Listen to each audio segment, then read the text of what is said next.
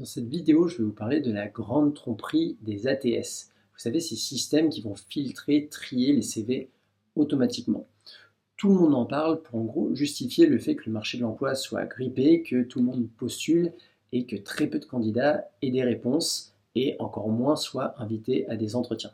Je vous le dis sans détour, le vrai problème du marché de l'emploi actuel, c'est pas les ATS, c'est sa massification.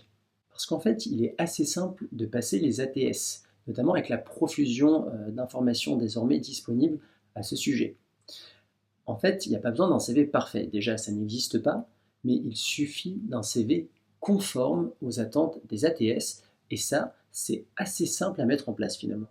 Et c'est d'ailleurs le retour de beaucoup d'entre vous, a fortiori profil expérimenté.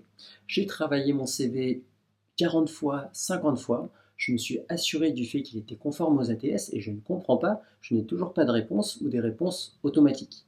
Eh bien écoutez, la réponse est dans la question, pardon, c'est que si vous n'avez pas de réponse, c'est que le sujet des ATS n'est pas le goulot d'étranglement attendu. Je vous schématise le marché de l'emploi. Aujourd'hui, que vous postuliez un poste de directrice générale ou d'hôtesse d'accueil, quoi qu'il arrive, il y a 400 candidatures. Donc ces 400 candidatures, chacune d'entre elles est noyée dans la masse, que vous ayez un profil pertinent ou non par rapport au poste. Donc évidemment, beaucoup d'entreprises vont se servir d'ATS. Reprenons l'exemple, 400 candidatures.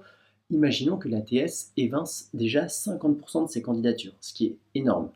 Donc il reste quand même, sur les 400 candidatures initiales, 200 candidats. Est-ce que vous pensez qu'il y a un RH en France qui va se dire « Ok, là il reste 200 candidats qui ont passé l'ATS, donc ça vaut le coup d'éplucher ces 200 candidats un par un ». Eh bien écoutez, pas du tout.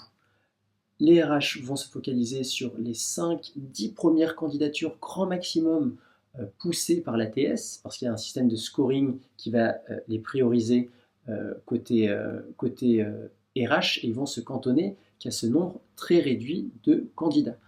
Donc si vous êtes dans les 195 candidatures restantes, les 190 candidatures restantes, on ne vous donnera jamais de réponse ou une réponse automatique, et pourtant, votre CV était conforme aux ATS. Alors comment faire? Le sujet, c'est de travailler votre visibilité. Imaginez un super bon restaurant qui vient d'ouvrir. Même si le cuisinier, le chef est excellent, fait des super plats, si son restaurant est situé dans une rue déserte et qu'il ne fait aucune pub autour de l'ouverture de son restaurant, il peut avoir la meilleure cuisine du monde, il n'aura pas ou très peu de clients. Eh bien écoutez, vos candidatures, c'est exactement la même logique que ce restaurant. Aussi bonne, pertinente soit votre candidature, si elle n'est pas vue, eh bien écoutez, vous ne serez pas reçu en entretien. Et même si votre candidature est évidemment, enfin votre CV, conforme aux ATS. Donc, cette visibilité que je vous recommande de travailler, vous l'obtiendrez grâce au développement de votre réseau. Et si comment faire vous intéresse, je vous explique tout en détail, étape par étape, dans la formation offerte dans la description de cette vidéo. Bref, ne vous trompez plus de combat.